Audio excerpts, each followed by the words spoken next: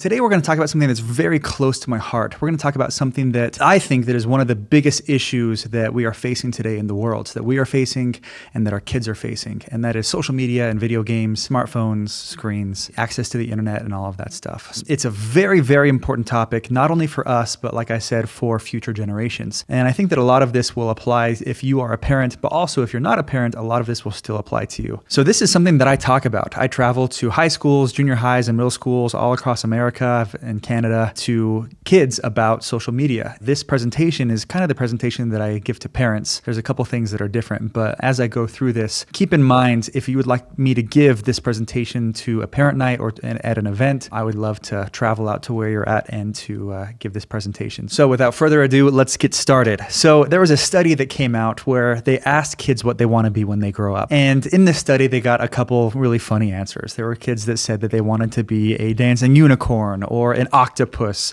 or a fence doctor. I don't really know what that is. Another kid said that they want to be the ice cream man at Costco, which is an awesome job to have. But the most interesting thing is that in this study, the top two common answers that they got was number one, YouTuber, and number two, blogger or vlogger or social media influencer. And I think that you can see that if you have kids or if you are around kids who are in the middle school to high school range, you'll see that increasingly more and more kids are wanting to become YouTubers and social media influencers and TikTokers and streamers, which I don't think is necessarily bad. The issue is that a lot of kids want to do this, but then they are never taught how to use these platforms properly, and it ends up destroying their lives. And I have seen this over and over and over again, because the thing is that I work with some of the top YouTubers and social media influencers in the world. And so I have seen personal experiences where I have seen how social media can really bless and influence and inspire others, but I have also seen it absolutely destroy people. So this is why I do what I do, is I go around and I talk to schools and I talk to parents to try to help people realize the dangers that come from social media, video games, smartphones, internet, all that stuff. But more importantly, how to focus less on how many likes they're trying to get on social media, but focus more on building a legacy and developing their skills and talents and attributes to make a difference and to do good in the world. So during this podcast today, we're going to have some pretty uncomfortable conversations. We're going to talk about some pretty uncomfortable topics. I think that the most important thing that you should remember as you're listening to this is three very important words, which are the following: not my kid. There is a not my kid syndrome, I like to call it, in our parenting world, where parents, we describe all of these issues and struggles that kids are facing, and then parents think, no, not my little Timmy. My little Timmy has it all figured out. He's a great kid. And I'm sure he is a great kid. But a lot of these issues, I would say most of these issues, if your kid has social media or access to the internet, there is a high likelihood that they have either struggled or currently are struggling with some of these things. Now, I work as part of an organization called Save the Kids. And as part of that organization, we have received thousands of messages from kids, from parents, from school counselors, therapists. There was a message that we got from a child therapist. She said, a common thread that I've noticed is that 100% of my clients have smartphones, and a significant amount of things that they talk about are directly linked to what goes on those phones. Bullying, being a bully, developing a negative sense of self, sleep dysregulation, checking out by watching YouTube or gaming for hours, and porn. So much porn. For all those grown-ups saying, not my kid, yes, your kid. We have started to make a comprehensive list of all of the problems that come from social media and video games, and I kind of want to go over those with you, and we'll start with video games. Video games, they can lead to poor social skills, time away from family, schoolwork, and other hobbies, lower grades, reading less, exercising less, becoming overweight, and having aggressive thoughts and behavior. There are studies that show that playing violent video games increase aggression and can be a contributing factor to mass shootings. But the bigger factor than that is the sleep deprivation that video games cause. So I'm sure that a lot of people have, said like, oh, you're playing this violent video game, this violent shooter game. Does that lead to mass shootings? And I think that there is a little bit of correlation there, but the bigger factor than that, this is the fact that surprised me even more than that, was it's less about the violence of the video games. It's more about the sleep deprivation that the video games cause. And I'm sure that if you have had a kid or had a teenager who is sleep deprived, they probably have had some issues issues with that sleep deprivation. And it just makes sense that the way that the brain works is that if we are not constantly getting nourishment, good food, healthy food, and good sleep, then the brain can start to do really crazy things. And that can lead to some pretty crazy behaviors. Another thing to be especially aware of with video games are games with live chat, where your kids can talk to strangers online. These types of games are a paradise for pedophiles. And the three specifically that I want to mention, the top three that we see issues with is Fortnite, Roblox, and Minecraft. And we get messages all the time from parents saying that, they found out that their kid was messaging someone on one of these three websites or having a live chat, and they ended up not being who they said they were. And there are news articles coming out all the time. If you just, search news articles, there are pedophiles who use these gaming chat sites to extort photos or to meet up with these children. Sex trafficking, it's really bad. So there are other apps in addition to video games that pedophiles use to get to your kids, and these are their favorites. Number one, Kik, WhatsApp, Twitter, Snapchat, Instagram, Facebook, and TikTok. So if your child has any of these apps, there's a good chance that pedophiles are trying to get to them through these apps. And it's interesting because these pedophiles, they're tricky and they're good at what they do. And so usually they'll upload a profile with a nice looking young man who looks 14 to 16 years old, who looks really attractive. And these girls think like, oh, he's just my internet boyfriend. When in reality, it's some 55-year-old man who has a drug addiction. And I'm looking right now at pictures of these felons who have gone to jail. And let me tell you, they are not good looking people. They do not have good intentions with your children. Here's a little excerpt from this book called Glow Kids, which I highly recommend. Talking about these pedophiles, these men who will use the internet, they say, these men promise food, shelter, and family. Others are seduced over the internet with the idea of a nice boyfriend. He's a faceless man that the girls meet online. He is nice to her, pays attention to her, listens to her problems about her parents, her friends at school, her teachers. He's a willing ear, someone who understands, someone who says he can make it better. But that is just the lure. Then he asks for a picture, and then another. Typically, the pictures that he asks for at first will not be explicit, but little by little, the request will get more sexual in nature. He is grooming his victim. By the time they meet, he can already tell her all the things that he knows about her and what he can show her family, the pictures that she sent him. The shame of that will make it hard for her to go back.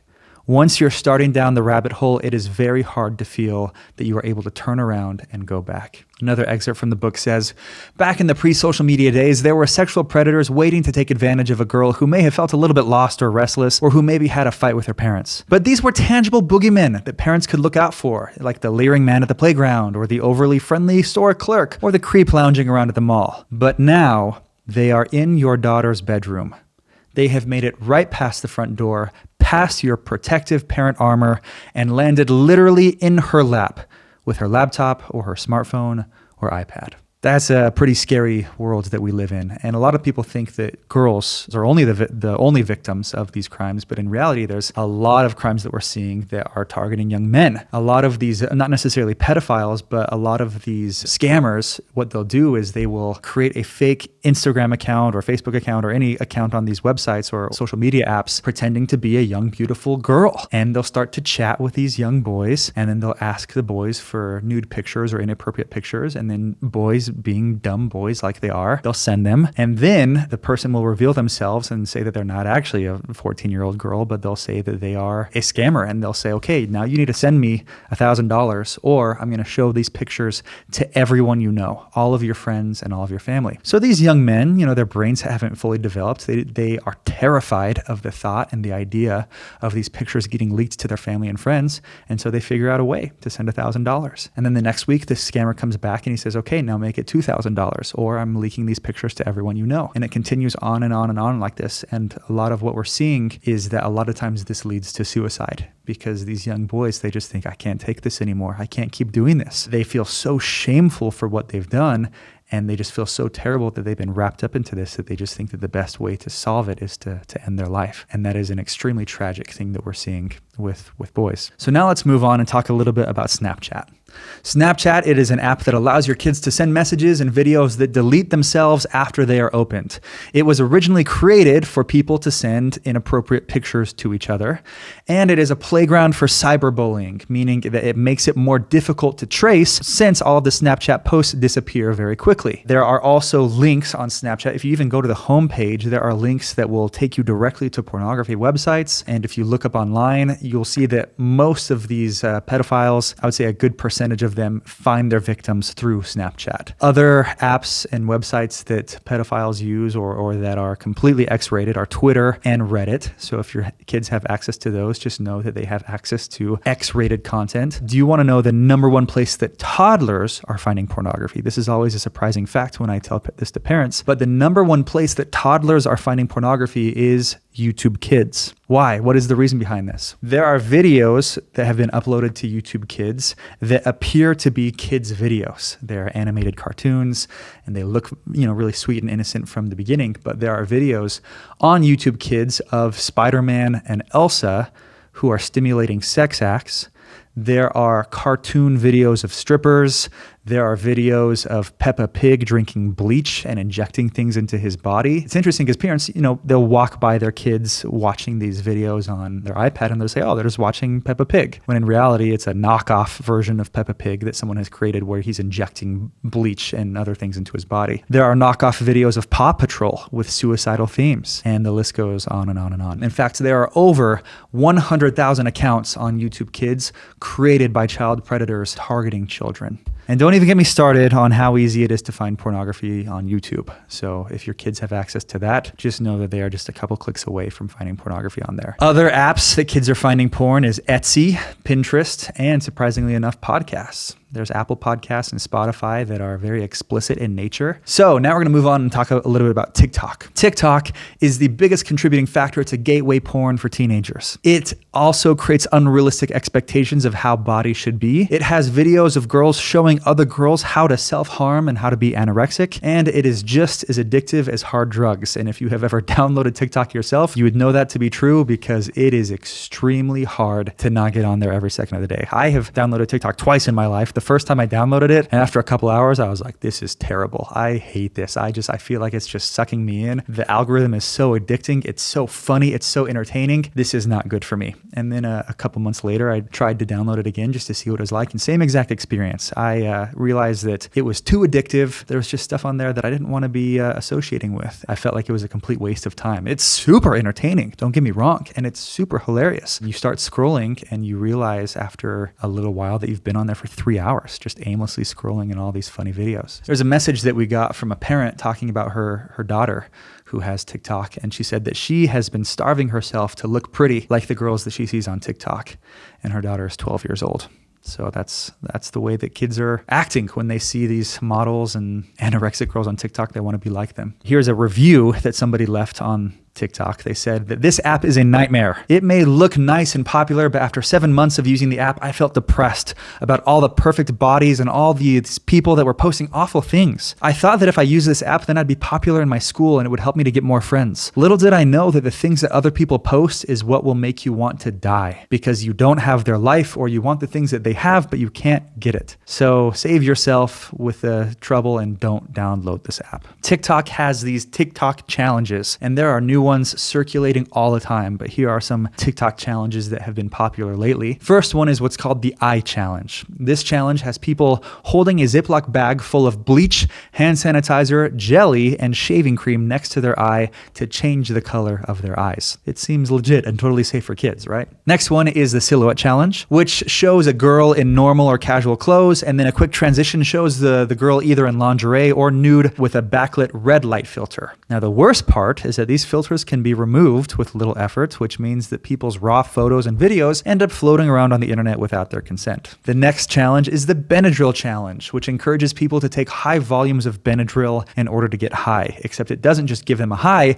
it can also cause seizures, heart problems, and can even be deadly. So if you think that your kid isn't stupid enough to try these, think again, because again, the kids are just, their brains are not fully developed and they don't see the world the same way that we do. They think that some of these challenges are fun and funny and everybody's doing it, and hey, this is how I get attention and this is how I get friends, and that's just the way that their brains think. So remember these 3 very important words: not my kid. Next, we're going to talk about Instagram. Studies have shown that Instagram is the #1 worst app for your mental health. There are messages that we get from kids all the time saying that they have fake accounts flooding their inboxes with messages linking them to pornography. People say that they get a couple messages like these every day. And then we usually ask, how old are you? And they usually say, oh, I'm 12. This kid, they message us, they said, I've gotten like 5 or 6 almost nude pictures in the past 3 weeks, even though my account is set to private. We asked, how old are you? And they said, I'm 15. This is a message that we got from a teenage girl. She said, I got Instagram when I was 11. That also happened to be the time when I started to hate my body. Throughout middle school, I felt like I was constantly trying to please other people. When I was 13, a guy asked me for nude photos. I was hesitant, but sent them anyways. His reaction made me feel like I had a great body, but it was temporary. Within a month, I was back to hating my body. Pretty soon, another guy asked me for nudes, and another, and it just kept going. Each time, they all said that my body was perfect and that I was so underrated. I always believed them, and it never crossed my mind that they might be using me. What they said about me made me feel so good. It was like I was addicted to their reactions. Social media had portrayed an image that brainwashed me into thinking that that's exactly what I had to be. And I did things that I never thought I would do just so that I could feel like I had reached that goal. I was striving to reach this crazy image that I saw every day on Instagram. Someone sent us a message. They said, I'm 13 years old. Every day I get asked for nude pictures or I'm sent pictures. Another message that we got said, I started going through depression when I was about 11, maybe 12, all because of social media. I would look at these girls and compare for legit hours. I didn't know what to do but just cry and cry. I started to get suicidal. I would show up to school and act like I'm all fine even though I'm the opposite. When I got my phone, I thought it would be fun to download TikTok, and now it ruined my life. Another message that we got, hey, I don't know if you'll see this or respond to it. I don't know who else to go to. I'm terrified right now. I'm lying right here in my bed alone, sobbing and writing my suicide letter. The only thing keeping me from acting on it right now is my dog lying beside me. I don't know what else to do but to take my life. We're getting messages like this all the time. So here's a comprehensive list of all of the negative side effects, all of the dangers of what social media and video games do to you. Number 1, they create a cocaine-like addiction. And there's 3 reasons for that. The first reason is that it feels good to get likes. You post something, you get likes. Those likes give you a dopamine rush. That feels good. So then you end up wanting to post something else that will get more likes, that will give you more dopamine. And it just turns into this never-ending cycle, which creates an addiction. Number 2, it feels like our phones are almost handcuffed to our wrists because we are always checking them because we have FOMO and we keep checking our phone to be like, what's new? What am I missing? What are my friends up to? What's going on in the world? We always have to refresh and see what's going on. And that's another thing that creates an addiction. And number 3 is that social media algorithms are designed to keep people locked on the site or platform by tracking what kind of content the user engages with and then feeding the user more of that content. So if you are searching for funny cat videos, the algorithm will recognize that and then they will feed you more funny cat videos so that you can stay on their platform for as long as possible. Because the truth is, the longer you are on their platform, the more money they are making from advertisers. So they want you to stay on the platform for as long as possible. The problem with this is that they will feed the user more of the content that they're searching for, even if it's more dangerous or extreme than what the user first searched for. So let's say you are into politics and you start searching things about politics, the algorithm will recognize that and they'll start to feed you extreme things about the politics that you're searching for, whether it's on the right or the left. And same goes for little kids and what they're searching for. If they search for things that seem to appear to be innocent at first, the algorithm will recognize that and will start feeding them more and more things that eventually will not be so innocent. So, cocaine-like addiction. Number 2, higher likelihood of psychiatric disorders like ADHD. The reason for this is, how many of you guys have kids or teenagers at home where you sit at home and you turn on a movie and you look over and you realize that your kid cannot just focus on the movie. They have their phone out or they have their iPad out and they're looking at the movie and then they're looking at their phone and it's just like movie, phone, movie, phone, movie, phone. And they can't focus on one thing. And that's the way that these platforms are designed, is to keep your user so entertained. I mean, with TikTok, if they do not catch your attention in the first 2 seconds, then you're going to scroll on to another video. And so these algorithms have gotten really, really good at making sure that you can only focus on this thing for a little bit, but then you have to focus on the next thing. But then you get bored of that, so you have to focus on the next thing. And that makes it really hard in real life, because if you're having a face-to-face conversation with someone, and if you're only entertained with that conversation for a few seconds, then they're going to try to look away and try to find something else to keep them engaged and to keep their attention. Number 3, social media and video games create higher levels of anxiety and depression. That's because we get onto social media and we look and we see all of the fun and amazing things that our friends are up to, and we think, oh man, my life isn't like that. My life must be terrible. I don't have as good of a life or as fun of a life as my friends or family do. So we start comparing ourselves to them, and that creates these higher levels of anxiety and depression because we feel like our life isn't great, when in reality it really is. Next problem is sexting, and then having those inappropriate pictures shared with everyone. And this is a big one that we see where, kids or teenagers will be in a relationship and they'll send inappropriate pictures back and forth, and then inevitably they'll break up. But when they break up, those pictures aren't deleted. And a lot of times with breakups comes feelings of resentment. And so a lot of times those feelings will be shared with the friends or the schoolmates of one or the other. And that creates a lot of big issues, a lot of big legal issues too. Next is exposure to online predators who can abuse you or have you trafficked for sex. And we talked a little bit about that earlier. Next is cyberbullying. I think it's kind of funny because when we think of bullies, I think that we a lot of times think of like Biff from Back to the Future. When in reality, bullies a lot of times are just teenage girls who leave snarky comments on people's photos, or will create fake Instagram accounts and they'll send messages to people that they don't like in school saying things like, no one likes you, you're ugly, you're a loser, you're fat, you have no friends, go kill yourself. It's super easy for these people to create fake accounts and to post hurtful or rude things to other people. And a lot of times they don't even have to create the fake accounts. A lot of times they'll just post mean things or comment mean things or send mean messages to other people. Next is unhealthy comparison. Again, we see other people and we think their life is perfect. What we don't understand is that social media is just a highlight reel. Nobody is posting their failures. Nobody is posting the hard things that they're going on in their life. Nobody is posting the arguments that they have with their spouses or their bad days. They're just posting the best of the best. And so we look at these highlight reels and then we think, man, their life is perfect, when in reality it's not. And that's really hard for little kids because their brains have not fully developed all the way. And so they sometimes don't understand what is real and what is fake. They don't understand that their friends also have bad days. They just see the highlight reel and they actually think that that is what their life is actually like. And that's especially true when little kids will see influencers. There's this thing called pornography, but there's another thing called lifestyle pornography. And what lifestyle pornography is it's basically following an influencer. A lot of times it's, the Instagram mom who appears to have the perfect husband, the perfect house, the perfect kids, the perfect body, who all they do is they make cookies together. Their house is always spotless and clean, and their husband is just a really good looking prince of a man. And they think, man, I wish that my life was like that. When in reality, that's not the full picture. It's not completely true. They don't see the behind the scenes. They don't see the 100 photos that they took before the photo that they posted that weren't good enough to make the cut. They don't see how that photo looked before it was edited to perfection. They don't see what their kids are like when they're running around screaming and being crazy. They don't see what their house looks like before the cleaners get there. It's such a fake world, and a lot of kids are not able to see past that fakeness, and they believe that is what it is. Next one is increased aggression. If you have a teenage boy who plays a lot of video games, and then if you take away his Xbox, chances are he's probably going to be pretty aggressive. Maybe throw something against the wall or flip a table. Next is sleep deprivation, underdeveloped levels of communication and connection with others. A lot of times for kids, it's really easy for them to text or to message their friends, but then they try to have a face-to-face conversation with someone and they don't really know what to say. Loss of self-control, higher likelihood to self-harm and to have suicidal tendencies, and pornography.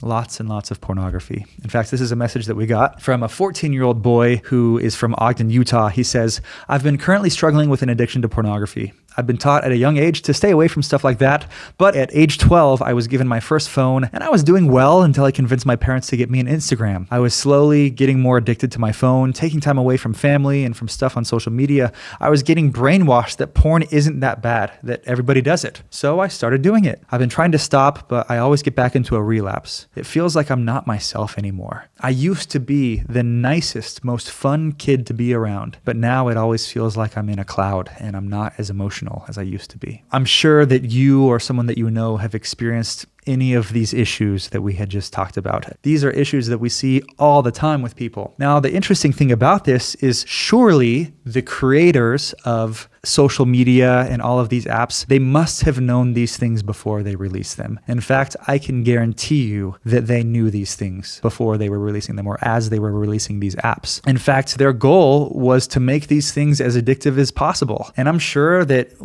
all of the board members probably sat together at a conference table as they were talking about social media and what it was going to be. And surely one of them must have raised their hands and said, okay, but guys, you know that this is going to destroy the lives of millions of kids, right? You know this, right? But I think that the guys around the board table, they probably just laughed and they said, we don't care, because we're going to be driving Ferraris. And that is the sad and unfortunate truth, is that these apps, they are not making the founders millions of dollars. They are making them billions of dollars, billions with a B. And so they honestly could care less about how addictive it is and what it's doing to your kid, because they are driving around in Ferraris and they could care less. A lot of people don't know this, but a very interesting fact is that the human brain is not fully developed until you are in your mid-20s. That is a problem. And the problem with that is because when parents hand their kids a smartphone without teaching them how to use it, it's almost as if you were to hand your kids keys to a motorcycle without teaching them how to use it. And if that were to happen, then inevitably something terrible would happen. If you were to hand your kids keys to a motorcycle right now, or keys to a car without teaching them how to use it, and then had them go out and drive the car, they're going to crash. And that's exactly how it is with social media as well. And the bigger issue with that is that most people whose brains are fully developed aren't even able to handle that either. How many of us are over the age of 25 and still struggle with social media and an addiction and scrolling and all of these things that I've mentioned before? So yeah, the next time that you're in church and your kids are burping the ABCs and you say, Tyler, why would you do that? They can say, well, Mom, it's because my brain isn't fully developed. And they would be right. The funny thing about that is that when kids crash the motorcycle that we give them, we get mad at them. We say, how could you do this when we gave you a motorcycle? Why are you crashing? How could you look at pornography when I gave you that smartphone? How could you be doing that? The thing with pornography is that you cannot hand someone a snake and expect them to not get bit. You cannot hand a teenage boy a Playboy magazine and expect them to not open it. Side note about pornography is that your kids are going to experience it. They are going to view it. It is common with girls, but it is more common with boys. If your child comes up to you and says, hey, I have been struggling with pornography, if they say, Mom, Dad, I've been bit, the way not to react is by yelling at them, by saying, how could you get bit by the snake that I gave you? I gave you that rattlesnake. How could you be so stupid and get bit by it? Don't do that, because then they'll just learn to hide it from you better. We got a message from a teenage boy who said that he had been struggling with pornography, and we said, hey, you should talk to your parents about it. And he said, okay, I'll talk to my dad about it tonight. So then we said, okay, tell me how it goes after. I'm proud of you. And then he said, hey, when I was talking to my dad about it last night, he yelled at me. He said that I was gross. And then he sent me to my room. So that is not the appropriate way to react. When your kid comes to you and says that they have been struggling with pornography, the best way to react is step 1, hug them until it's uncomfortable, which is about 1.5 minutes. And then step 2, say, I am so grateful that you told me that you got bit. And then step 3, ask, what can we do to help you? So that brings us to the most common question that I get in Save the Kids, which is, at what age should I give my kid a smartphone? And the reality is that for boys, it's whenever you want them to start looking at porn. And for girls, it's whenever you want them to start having self-image issues and to start hating themselves. And that is the sad truth. In fact, there's a study that came out that said that more than 1 in 4 Utah teens are feeling sad enough to consider suicide. There's a graph that came out that showed the teen suicide rate in the country. And there was a red line that shows the graph in the US, and then there's a blue line that shows Utah. And right at around 2011 and 2012, the graph just shoots up. And I think the interesting thing around there is that we know that both Snapchat and Instagram both came out at around 2011 and 2012. Here's a message that we got from a high school counselor. She said, we have seen an astronomical increase in our suicide assessments, mental health assessments, and self-harm in the last 2 years alone. The numbers are out of control. Our small team of 5 counselors, we have done 48 suicide assessments since September just at the high school alone. The issue with social media is that social media teaches a lot of the same things, like the billboards that we see when we're driving down the freeway. How many of you guys have been driving on the freeway and you look up and you see those billboards that say things like, you're not good enough, or they say like, hey, do you have wrinkles from laughing too much with your kids? Gross. You should paralyze that with Botox. Or, hey, do you have baby weight after birthing your child 2 seconds ago? Nasty. You should freeze that with cool sculpting. Did you know that Utah has more plastic surgeons per capita than even Los Angeles? So what shocked me the most was coming across this article a few years ago. There's an article that said that people are getting surgery to make their faces look like Snapchat filters. I'm not sure if you've ever seen a Snapchat filter, but usually it makes your eyes look a little bit better. It smooths your skin out. It kind of fixes your eyebrows a little bit. People are paying surgeons to make their faces look like Snapchat filters. It's called Snapchat dysmorphia. So what social media has done, it is teaching young girls that they are not beautiful enough and that they need filters if they want to look pretty. So a couple years ago, my buddy Colin Karchner, he was the one who started this movement. He saw all of this and he decided that he was sick of it. And he asked his Instagram followers for donations, and he put up a billboard all around Utah with a very different message for women. And a few days later, people had donated $15,000, and he put up a billboard all around Utah that said, "You are loved." And I just think that is the message that our young girls need to be hearing, is how loved they are, how treasured they are, how appreciated and respected they are. Social media is teaching them that they have to be like someone else if they want to be loved or accepted or pretty. But the interesting thing about that is that Christmas lights and fireworks are both beautiful. But Christmas lights don't try to be fireworks, and fireworks don't try to be Christmas lights. They are beautiful just the way that they are. And that's the same with us. You are great just the way that you are. Maybe you are Christmas lights, or maybe you are fireworks, metaphorically. The only person that you should compare yourself to is who you were yesterday. Just be the best version of yourself, and don't worry about being like other people, because you are great. You are beautiful just the way that you are. Girl, you're amazing. Just the way you are. Thank you, Bruno Mars. Sponsored by Bruno Mars. So we just talked about all of the problems that social media and video games cause. Now let's kind of turn the tables a little bit and let's talk about the solutions. Let's talk about how we can handle these things, how we can get our kids in a healthy place with these things. So solution number one is to get rid of toxic apps. There is no reason that any child under the age of 18 should have any of the following apps: TikTok, Twitter, Snapchat, Reddit, or Instagram. And I mean it. I mean it when I say it. There's a message that we got from an American attorney. They said that they worked in the Philippines as a prosecutor of online sexual exploitation of children crimes. They said that the perpetrators, every single one of them, found their victims on a social media website. There was no exception. We got a message from someone who said, "I'm really lucky because I was never allowed to have Snapchat in the first place." And I would say, yes, you are lucky, extremely lucky, because you saved yourself from all the pain and anguish that stupid app is causing. We got another message from a teenage girl who said, "I finally deleted TikTok and Snapchat a few weeks ago. I have never felt better. I have never been more motivated to go and do things. I even got a job. And when I came home from work, I spent time with my family. My sleep schedule is back on track. I feel so much more responsible. I've definitely altogether stepped up in the house. I do my own laundry now. I clean without being asked. All of this because I deleted TikTok and Snapchat." So solution number two is to cut screen time in half, or to do a digital detox, meaning if your kids are on the screens, limit their screen time as much as possible. This is going to be very hard because for about 4 minutes, the kids will freak out. They'll say, "What are we going to do, Mom and Dad? How are we going to live?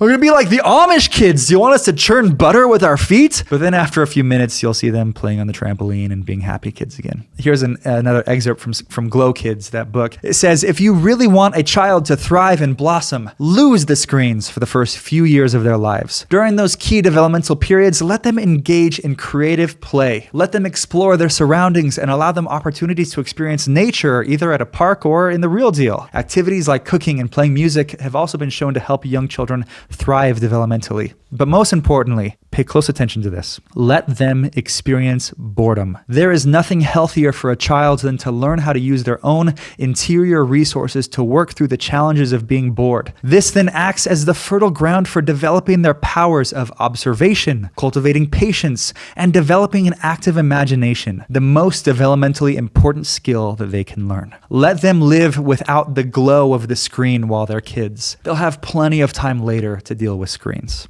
Did you know that Bill Gates and Steve Jobs are raising their kids with limited tech? The inventors of all of these apps and social media and iPads, they know the dangers that they're causing, and people are shocked to find out that Steve Jobs was a low-tech parent. In 2010, one reporter suggested that his children must love the just-released iPad, and then he replied, "Oh, well, they haven't used it." We limit how much technology our kids use at home. Smart man, he knows what's going on. The former Facebook president, Sean Parker, he left Facebook, and when he was asked about it, he said, "Man, God only knows what it's doing to our children's brains." So that is solution number 2, is to do a digital detox. If a kid is used to 5 hours a day of screen time, cut that down to 1 hour a day and replace those other 4 hours with healthy activities. There are tons of great ideas out there, things that your kids can do with it when they're bored. Build with Legos, build a fort, science experiments, trick shots, make movies with your friends. That's what I did when I was a kid. Hide and seek, painting, board games, card games, have a Nerf war, scavenger hunt, marshmallow fight, have a competition with their friends to see who can throw the most things into a bin behind them without turning around, or get a ball in a bucket without using their hands. Kids love that stuff. The thing is that kids are creative geniuses when we allow them to be creative geniuses. We don't have to give them an Xbox and an iPad 24/7. If you do decide to give your kids screen time, more than 1 hour a day of screen time will lead to serious problems, especially if they're watching shows that are fast-paced and frantic like SpongeBob or pretty much any show on Nickelodeon or most of the YouTube videos that they watch nowadays. Another great idea is to require your child to do a physical activity like a chore or an exercise for the same amount of time that they're on a screen. Create the expectation that 1 hour of screen time equals 1 hour of yard work or 1 hour of vacuuming or whatever. So Colin Karchner, the one who started this movement, he had a rule in his house. The rule was whenever his kids' friends would come over and play at their house, they would have a basket for all of their friends to put their phones in. Then they could all jump out on the trampoline or play downstairs and not have to worry about someone feeling left out and resorting to their phone. He said that after doing this, in a matter of weeks, their house became the most popular place for the kids to hang out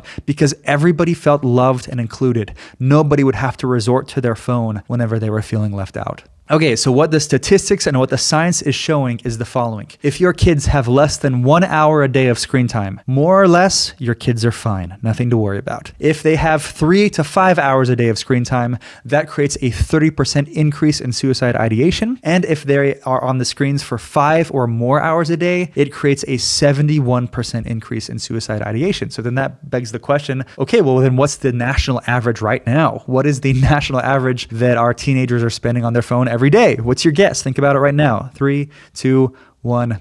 9.5 hours is the national average of what the average teen spends on their phone every day. Here's another quote from Glow Kids. They say, "It's true that most children will use technology for their jobs and everyday life. It's also true that most children will learn to drive a car. Certainly, we would not give a 7-year-old child the car keys to give them a jump start to be a more skillful driver. The most important suggestion that I can give is to delay as much as possible your child's individual exposure to screen devices. Let your kids be kids, the way that nature and evolution had intended them to develop. Let them play, explore, create, use their imagination, and just watch the miracles of their developing minds unfold. And very importantly, allow them the opportunity to be bored. There is no better master for innate creativity than a child compelled to entertain themselves. If at all possible, don't fall into the trap of feeling obligated to keep your little ones perpetually entertained. You will do more harm than good." So that comes from Glow Kids, which oh my gosh, guys, if there's one book that you read this year about parenting, please read Glow Kids. It is the 2023 Parenting Required Reading. So please read it. All right, solution number 3 is to restrict where tech is used. You should have rules in your house that is the following. Absolutely no phones in the bedroom. Absolutely not in the bathroom, not after bedtime, and bonus points, not at school. And the reason for that is to encourage your kids to go to school without their smartphones. Research has shown that when schools have a ban on phone use, the test scores improve anywhere from 7 to 20%. If you expect your kid to be able to have a phone in the classroom and not be distracted by it, you will be wrong. This stuff is like digital crack for kids. I don't care if you have Katy Perry in front of the class teaching algebra on a unicycle. The gravitational pull of the phone is just too powerful for these kids. So regardless of school district policies, parents should be the ultimate arbiter arbiters of whether or not their children have phones and whether or not they are allowed to take those phones to school. If parents do allow their children to take phones to school, then at the very least, they should put restrictions on their phones. There's a message that we got from a mom who she said that she took away all of their kids' video games, their Xbox, their iPads, their PlayStation.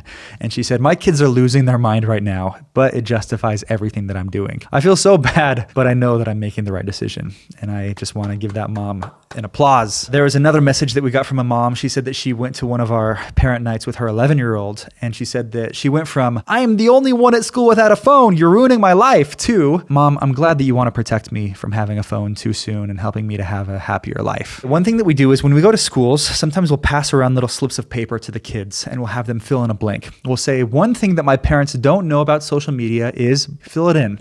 And then we pass out these little slips and the kids will fill them out and then they'll send them back to us. And a couple answers that we get is, one thing that my parents don't know about social media is that it's just a fun way to talk to my friends, or one thing that they don't know is that they're blocked.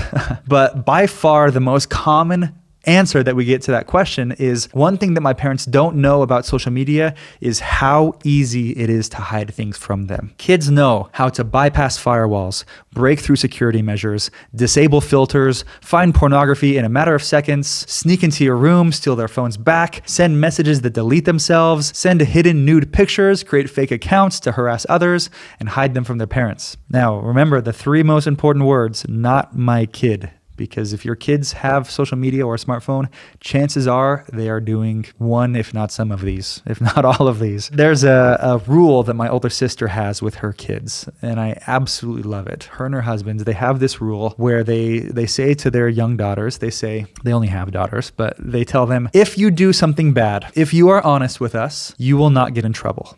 But if you are dishonest with us, that is when you will get into so much trouble. They're engraving honesty into their kids from a young age so that their kids will learn to tell them anything. I would recommend doing this with all of your kids until they're at least 10 years old, because it just building that honesty into them is so crucial and so important into their lives. Realizing that, like, yes, I am your parent, but also I'm your friend and I want to help you, and I will always be honest with you, so please be honest with me. In this house, we're honest with each other. We don't lie. And it's really important to teach that to your kids from a very young age. Okay, solution number 4 is to monitor their phones. There's a lot of great apps out there for parent monitoring. One is called Web Safety. If you use the coupon code SAVETHEKIDS, you can get a little bit of a discount. But the very best app for monitoring your kids' phones is you.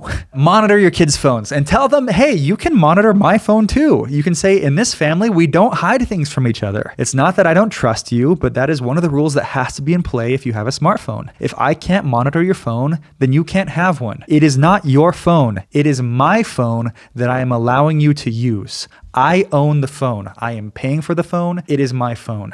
I am just allowing you to use it. That means I can check it anytime. That means I can take it away anytime. That means if it is getting too unhealthy or too dangerous, I will just make it so you don't even have a phone. So please tell your kids that you should be monitoring their phone randomly at times. Don't say, okay, honey, I'm going to monitor your phone every night at 8 p.m. because they're going to go through and they're going to delete all the things that they don't want you to see right before 8 p.m. So just make it random and sporadic. If they're on YouTube Kids or on YouTube, you better be in the same room as them with the screen fully visible, because even YouTube Kids, there is some crazy stuff on there. Make sure that the sound is turned up to where you can hear it, because again, it may look like they're watching Spider-Man and Elsa, but a lot of times the audio is crazy. A lot of vulgar things, a lot of inappropriate things that they could be watching or listening to. Here's a message that we got from a teenage girl. She said, when I got that phone in my hands, I was hooked. Everything evil was at my fingertips. People posting lies that made me feel so inferior. Products being sold, pornography on my feed, even accounts that promoted eating disorders and self-harm. I'm not kidding. I fed off of this stuff for the longest time and it destroyed me. Please tell all of the parents, please tell them to watch their kids. I wish so badly that my parents had monitored my phone when I was young and saved me from that darkness. I dealt with suicide attempts, self-harm, anorexia, hospital visits, countless therapy, addiction. I was lucky to survive because a lot of kids don't. I don't blame it all on social media, but I know that it had a huge impact on how deep I fell. It took away my innocence and it taught me to hate who I am. Another message that we got from a parent. She said, we live in a very conservative area, yet my husband and I are considered weird for not giving our child access to a phone or even an iPod. To me, they're not that different. How do we gently bring this issue to light? My daughter's friends has TikTok and we rarely let them hang out because I know what's being shared on there, and we've had so many conversations with our daughter about social media and the dangers on their friends' phones. Any advice? Yes, the advice that we would give to that is it is okay to tighten your circle. It's okay to lose playdates or to lose friends. This is a battle and you need people in your bunker who understand the enemy to take it seriously. It's not worth it for me or for my kids to be exposed to something traumatic at a friend's house simply because I didn't say something to their parents. It's like, how would you react if your kids' friends were doing cocaine at their house? Obviously, you'd be like, no, honey, that is not acceptable. That is not appropriate. We are not doing that. You're not allowed to be over there. Colin Karchner, again, the guy who started this movement, he had another rule for their kids that if they go play at a friend's house, if the phones come out, you come home. So that was the rule that they had, and they said it wasn't an issue. Their kids knew that if phones would come out at their friend's house, they would have to come home. And they ended up talking to the friends about it, and it ended up not being an issue. Okay, solution number 5 is the Gab phone, which is an absolutely incredible device. I very seldomly will back things on Kickstarter, but when Gab came out, I backed them on Kickstarter because I thought it was just such a great idea. The Gab phone, it looks like a smartphone. It has a touchscreen. It looks all cool and all that stuff, but it has no internet. It has no games. It has no social media. You can use the coupon code STK for $25 off. After that, it's anywhere from $18 to $25 a month. So obviously, you should still be monitoring your kids' texts if they do have this phone, but it is an absolute godsend. As soon as I have kids, I am definitely getting them the Gab phone or the Gab watch. It has a little GPS tracker so you can know where they're at all times. Another message that we got said from a parent. They said, last night I was talking with my 11-year-old daughter who does not have a phone about different apps and games that I feel are inappropriate. I was trying to explain that the reason that we're talking so much about this is that even though she doesn't have a phone, it's because I want to protect her and make her aware. She looked right at me and she said, Mom, I want you to protect me. I'm scared of all this too. So solution number 6 is more connection. It is a lot harder. And I know that it's a lot more demanding on parents because after a long day, we just want to say, here, take this phone or take this iPad and leave me alone. It's been a long day. But now you actually have to make eye contact with them. And I know that it's hard and I know that it's frustrating, but our kids need connection now more than ever. Our kids need hugs now more than ever. They need people to talk to now more than ever. In fact, how many hugs do you think that we need every day just to maintain proper brain health? Well, we need 8 hugs a day that last for 8 seconds each. And that's especially true, after COVID. Kids during that time, kids basically didn't have any physical affection. So 8 hugs a day that last for 8 seconds each. If you have kids and if you're listening to this, I challenge you to go give your kid an 8-second hug right after you're done listening to this. Here's a message that we got from someone at our school. They said, before you spoke, I was really sad. I didn't really connect with my family. I kind of started to feel like I didn't even know them, but I already feel more connected after deleting all of my social media. And when I did that 8-second hug thing, it made my day so much because it's been almost over a year since I've had a hug. So thank you so much. Another message that we got, I've been off social media apps for almost a month now, and I've noticed such a difference. I've realized that I have been happier, healthier, more involved with my family. I've been chosen to take the initiative and to spend at least an hour a day with my family. Ever since I started doing this, my family has grown stronger together. My little sister now knows how to ride her bike, tie her shoes, and she knows how to read at 5 years old thanks to me and taking a break from social media. Listening to you speak had such an impact on my life. Your message is really what I needed to hear. Thank you, thank you. Okay, crazy thing. Did you know that Disney princesses at Disneyland or Disney World, Disney princesses are not allowed to break a hug. Once they go in to give someone a hug, they are not allowed to be the first person to break the hug. They will hold on to that little girl for as long as the girl wants to hug them for. I challenge you, next time you go to Disneyland, give that a try. Tell your little daughter, your little girl to go up and hug a Disney princess and to never let go. And she'll hold on for hours, for days. And that's just cute. That's just the most adorable thing I've ever heard. Kids need purpose. They need to feel like they have a sense of belonging, and they need to feel loved. They need to feel connected. The thing is that kids play video games because it makes them feel a sense of purpose. They like squatting up with their band of brothers or their friends to go and take on the the bad guy or the villain. Video games, they fill the void that kids are feeling from not getting enough love from us and from others. The ironic thing is that the purpose of social media was to make us feel more connected, but all it did was make us feel more depressed and isolated. So a kid who has healthy human connections and healthy hobbies and outlets is less likely to fall into depression. So that was solution number 6, which is give more connection. Solution number 7 is to be the example. And this is a really big issue that we see all the time. We get messages from kids all the time who say things like this: I so wish my parents would take the time to just talk to me. My parents tend to just yell at me instead. I had a trip planned with my friends that I was super excited, but I can't go anymore because her family got sick. But when I was upset and I was crying about it to my mom, she just yelled at me because I stressed her out more. My parents don't care about my mental health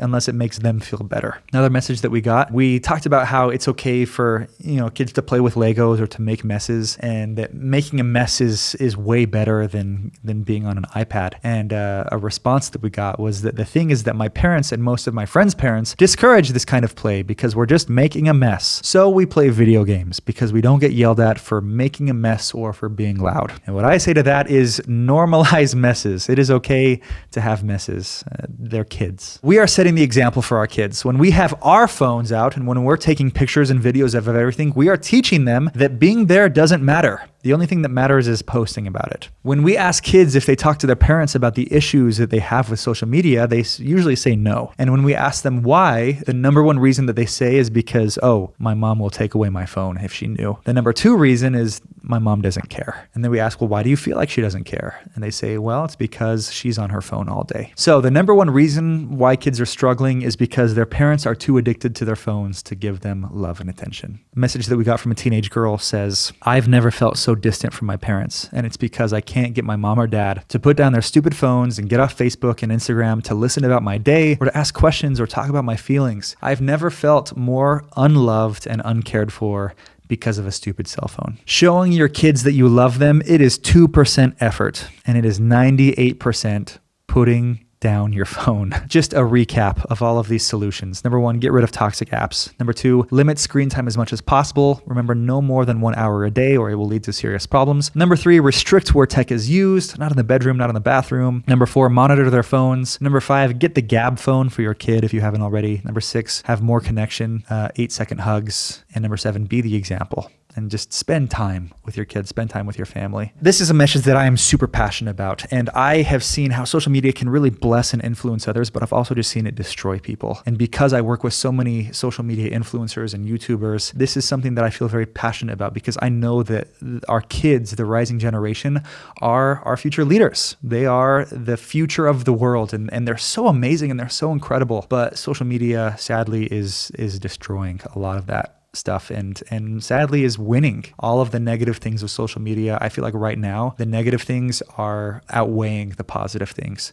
So I want to flip that back around. So if you would like to have me come speak at your school or at your event, girls camp or fireside or parent night or conference, or even get your neighborhood friends together and have me come speak to them, I'd love to come speak. Please reach out to me on Instagram. My Instagram is Nick Sales. Send me a message and we can talk about pricing and everything like that. But I'd love to come speak to you guys about this message. It's something that I feel like is so important for us to know and for our kids to know because they are the future generation. And that just leads me to my final point, which is that there's a quote from Frederick Douglass, and he said, "It is easier to build strong children than repair broken men." And this is why we talk about this. This is why we do what we do, is because I would rather teach these things now and have your kids turn out to be healthy than have you pay for all of their therapy sessions later. Thank you so much for watching. Make sure to subscribe, leave a comment below, and we'll see you guys in the next one.